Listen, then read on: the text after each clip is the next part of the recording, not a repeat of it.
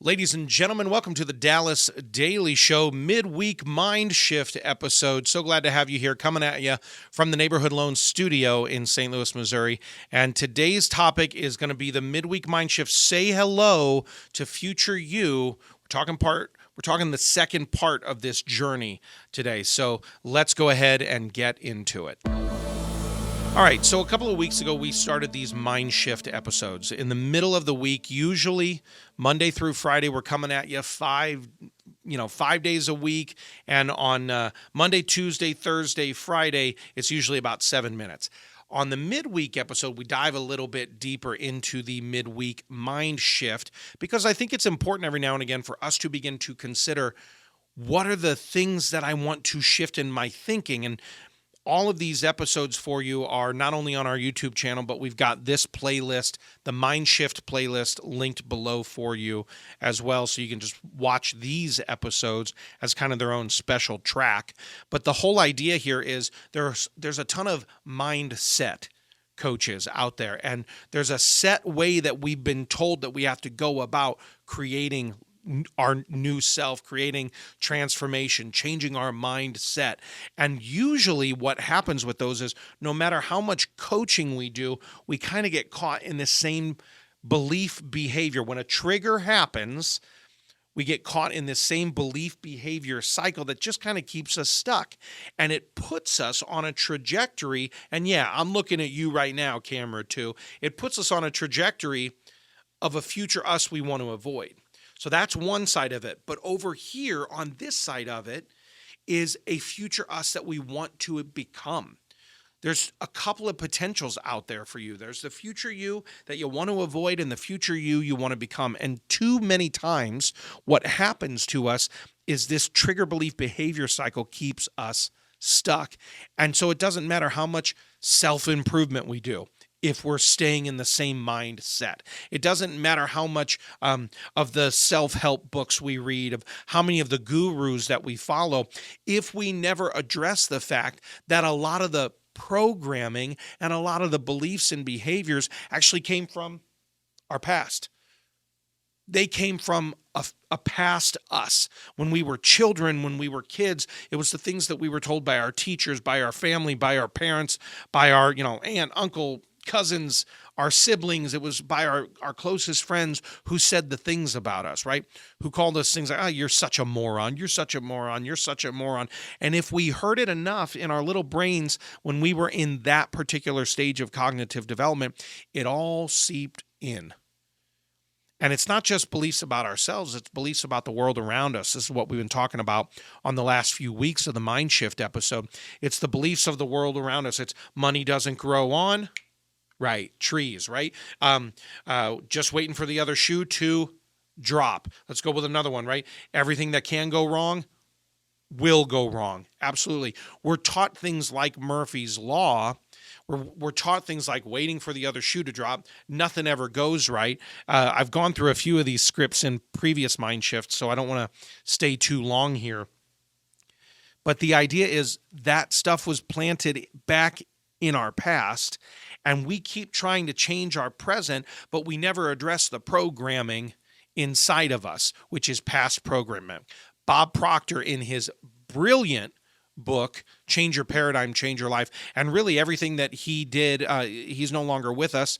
God rest his soul. Sandy Gallagher is the head of the Proctor Gallagher Institute, but he was one of the front runners on this idea of paradigm and how the programming from our past is giving us present results that are not helping us.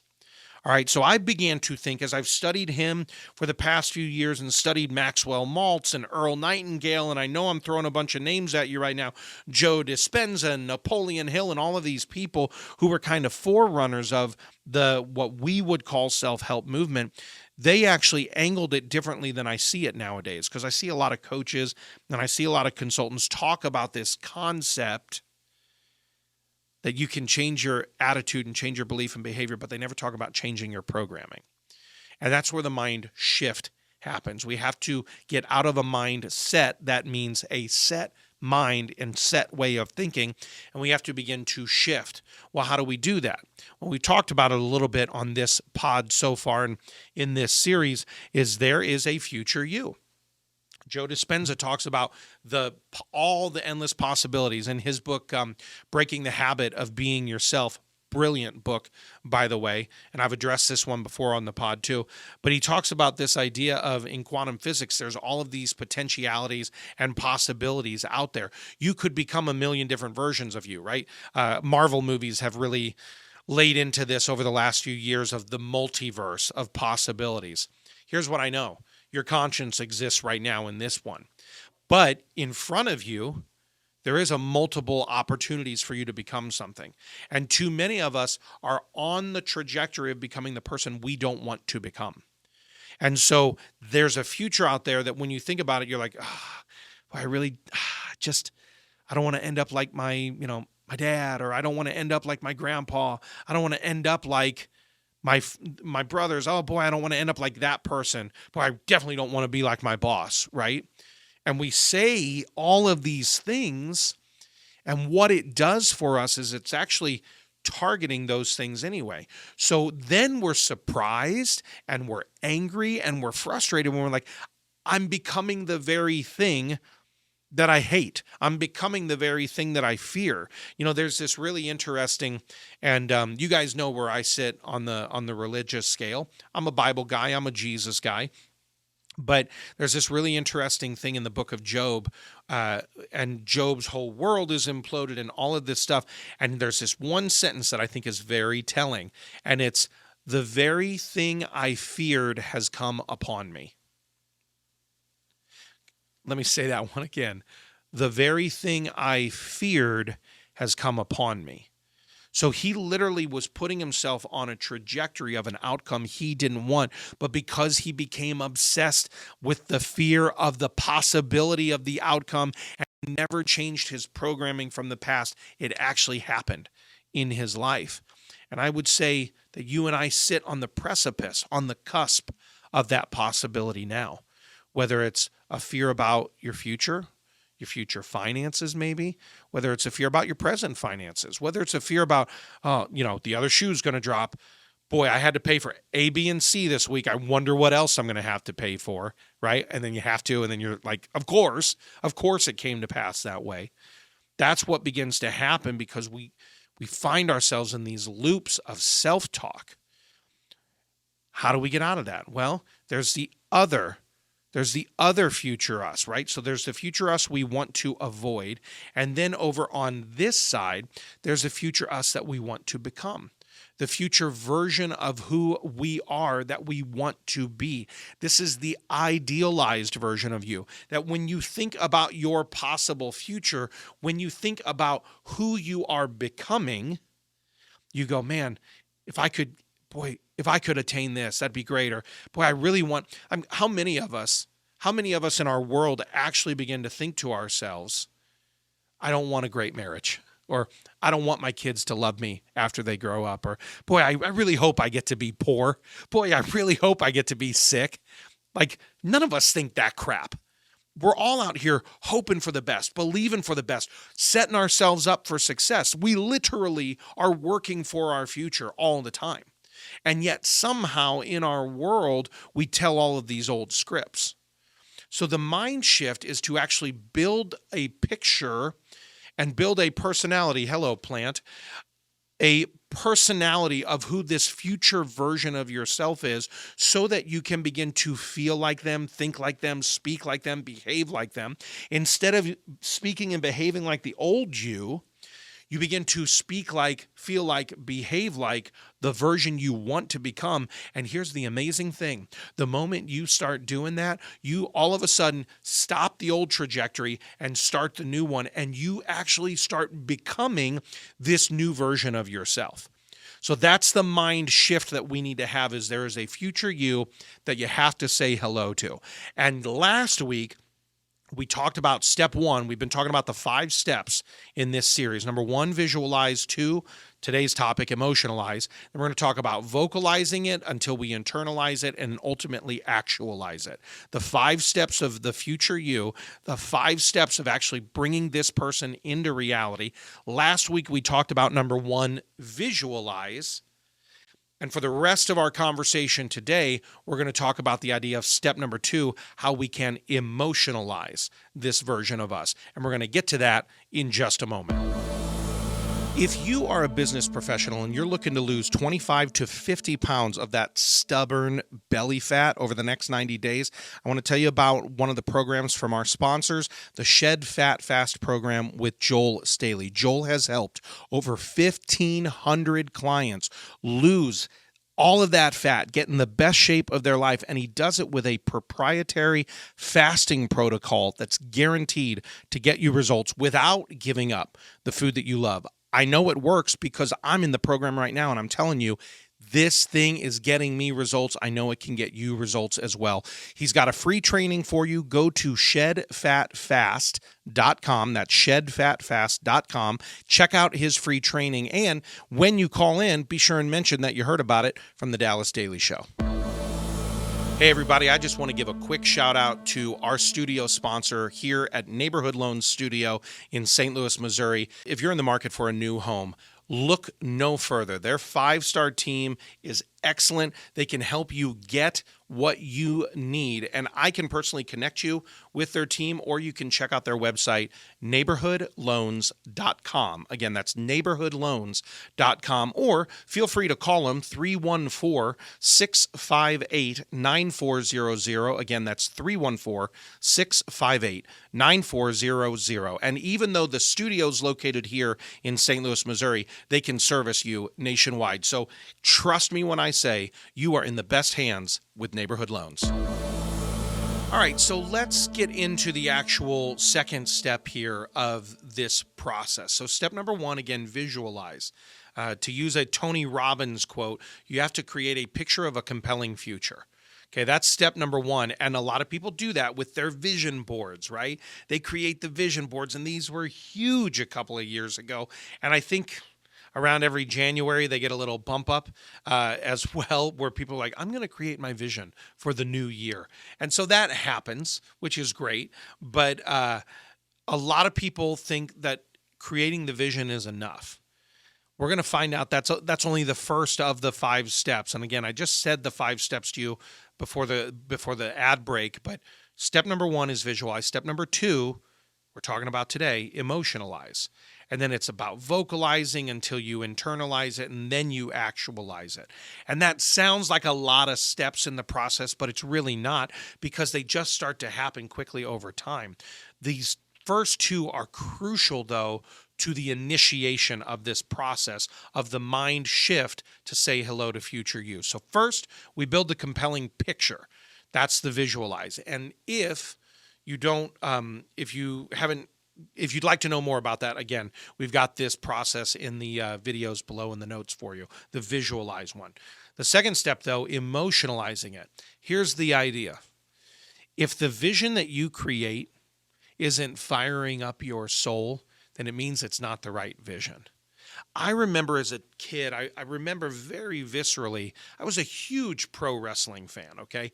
Huge pro wrestling fan growing up. Yes, I enjoyed watching the Chicago Bulls and Michael Jordan. And as I grew a little bit older, I was here in St. Louis during the greatest show on turf, Kurt Warner and all of those guys. I've been a Patriots fan for 20 plus years now. Pre-Brady, by the way, don't you all say I was a fair weather fan. I was a fan when Drew Bledsoe was their quarterback. So don't you dare come at me with my fair weatherness. And P.S. we suck now, so you can come at me all you want, I suppose. But what I loved as a kid was I would imagine I was the guy, right? I'd get on the mic and I'd cut the promo, brother. I would do all of the things. And we had a trampoline in our backyard, and it wasn't, nowadays they make the circle trams. Ours was a rectangle, and it was up against the deck of our house, like the fence deck of our house. So that deck, guess what that became? That became the cage that I would jump off of and do all the stuff, and I would wrestle. My brother and I would wrestle, or I'd wrestle neighborhood kids, or sometimes I'd go out there and wrestle an imaginary guy, and I'd body slam him, and I'd drop the macho man elbow and do all the things that I did as a kid. But I had this really big imagination to the point where I actually could feel the emotions of the crowd. Now, stick with me here, because a lot of us are in our 30s, 40s, maybe 50s or 60s at this point. And we're starting to say, yeah, but you can't imagine that kind of stuff. No, I actually think you do. And I think you can. I think what happens, and I talked about this in the pod before about my anxiety, is sometimes what we do is we simply imagine, here at camera 2, I'll say it to you, we imagine the worst possible outcome. Let me ask you this question right here, okay? Have you ever found yourself in an environment, I personally, when I was dealing with my anxiety, if I were in large packed crowds in a closed room, I immediately, a police friend of mine called it cased the room, and I would look for the exits. Just a quick show of hands, unless you're driving 10 and 2, baby, 10 and 2. Quick show of hands. Have you ever cased a room? Have you ever wondered, oh boy, what if something happened right now? What if an intruder came in? What if this happened? Now, maybe you don't. That's great. Good for you. But maybe you do. Guess what that was? You actually began to feel it in your emotions, what it was like. Let me ask you this. What about in a sales conversation? Sales conversation, you're going in to do a presentation for a prospect or going in to talk to your board, and you start to get all the butterflies in your stomach and you start to feel nervous about it. Guess what that is? That's adrenaline and emotion toward a imagined possible outcome. I hope this goes well. Boy, what if this goes wrong? All right, how do I need to fix that? And you begin to imagine it. We use our imagination all the time as adults. We just don't call it that anymore. We don't call it the play wrestling with the guys on the trampoline, the imaginary friends on the trampoline, and dropping the elbow and hearing the crowd and holding up your arms in victory and be like, yes, yes, I am. We don't do that now necessarily, but we still use our imagination, and we definitely still use our emotions. When was the last time you were fired up about something really exciting, really spectacular? You were using your emotions. When was the last time you got really excited about, I don't know, a car or a purchase or a vacation or concert tickets, and you actually were like, or a sporting event, right? You got great seats to go see the local hockey team do their thing, right? You got excited about it. That's the idea. We are emotional creatures. Our limbic system is incredible, how it fires into our emotions. But what happens is when we start to think about the future, a lot of us build a visual picture that is simply analytical, and it just ain't enough. I was reading this last week. This was a really, really fascinating thing. I'm reading this book on the power of the subconscious mind. One of the things it said is neuroscience is beginning to discover that your body cannot tell the difference between an actual event and the imagined version of that event. Your body chemically starts to respond in the same way between an actual event and an imagined event. That's huge. So when you start to think about visualizing this future you and then emotionalizing it, if all you're doing is an analytical practice of, oh, here's what I want to look like in the next 3 to 5 years, physically, spiritually, emotionally, relationally, right? We covered those 4 areas last week. Here's how I want to look at my life. Well, that's great. That's an analytical conversation. But if when you begin to look at the picture of that person of who you would like to be, again, the idealized version of yourself, or so you think, if you begin to look at that person and it doesn't fire up your soul, then it's not quite the right picture. You don't have a strong enough image of what you want it to look like. Now, you've got a strong image of not wanting to be sick and broken and in the wheelchair and on all the medications and not being able to enjoy your elderly years. You know what that picture looks like, and it fills you with fear when the doctor says, hey, if you don't change your ways, you're going to end up this way. The doctor's leveraging fear there. Now take it over to the other side of the imagination equation. What if you could leverage this vision of who you want to become, the manifest, idealized version of you that you can actualize? What if you could build that picture in such a way, again, that it's so compelling that you go, oh, when I think about that guy, I get fired up. I can tell you right now from my own life, when I think about what Dallas is going to do in his business in the next 3 to 5 years, I talk to future me all the time. When a problem arises in my business, I go, hey, Dallas, what would you do here? Hey, future Dallas, right? What would you do here? And because I've so built this person over the last, in the last, I'd say 6 months, I've really got a compelling me. But I've been doing this for 4 years now.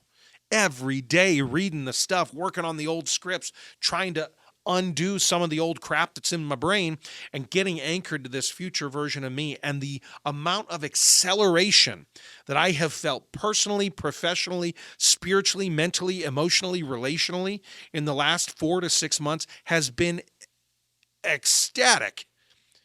And this guy, I've got such a clear picture of who he is now. He's so compelling to me that I actually use him as one of my counsel. But I will actually, when something comes up, I'll go, hey, future Dallas, what would you do here? And I just wait because I know I'm going to get the answer.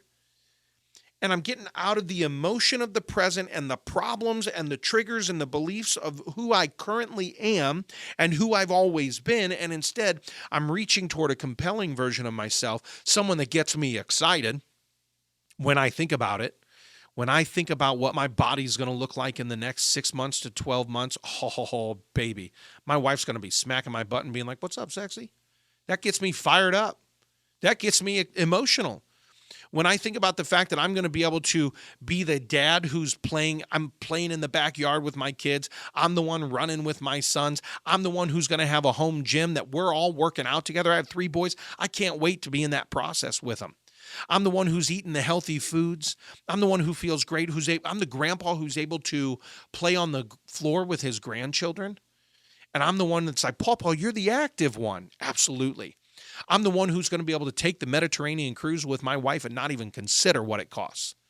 That's and that guy, I'm excited about that guy. So when I get excited about that guy, what begins to happen inside of me is I'm drawn to become him. So that's kind of what has to happen is step 1 and step 2 have to happen coinciding. They have to hold hands, visualize and emotionalize. So if the picture you create doesn't fire up your soul, doesn't rewire your neurons, doesn't inspire you toward action, my friend, I would consider you need to possibly look at getting the new picture in place. What would it look like for you so that you desire it? Let it inspire you, let it fire you, let it rewire you, let it drive you up to the future you that you want to become. That's how this game starts to work, is finally getting inspired. And here's where I'm going to drive it home for you. Maybe you have sat in the present so long that you have no idea how to even build the picture. We've got a resource on the website for you, step number 1, where you're going to build out the visualize of spiritual, relational, professional, and financial, all of the elements, the physical part of who you are, all of it. Spiritual, physical, relational, and professional. That's there for you as a resource on the website. I want you to get it, and I want you to consider joining us in our 5-day Future You Challenge. Okay, it's a small little thing for you to do every day, small little video to watch, small little exercise to do. And within 5 days, you're going to have this power script of who you want to become so that you can start the new year out becoming that person, getting on that trajectory. Get off the old train, get on the new trajectory. Become the future version of yourself. Number 1, visualize. And today, number 2, emotionalize it until it inspires you up. Even just talking about this gets me excited. I am way past time for this episode, so I'm going to end it now. And what I'm going to say, guys, is go to the website, get what you need to get there, but let's start to visualize it. Let's start to emotionalize it. Let's get toward a future you that you can say hello to, because ultimately the future you is going to be the mind shift that's going to get you out of the old belief behavior cycle and becoming the future you ultimately want to be. All right, that's it. That's all I got for you. Tomorrow we're coming back. We're continuing our conversation this week on adjustments in our lives, but tomorrow we'll be back at you with that. But in the meantime, my friends, hit the website, dallasdailyshow.com. Reach out to me on all the socials at Dallas Amsden. Watch the rest of the MindShift series here in the notes below, and go out there, have a championship day. Thanks for listening to my dad's podcast. For more tools, go to dallasdailyshow.com. Be sure to like, subscribe, and share. Thank you.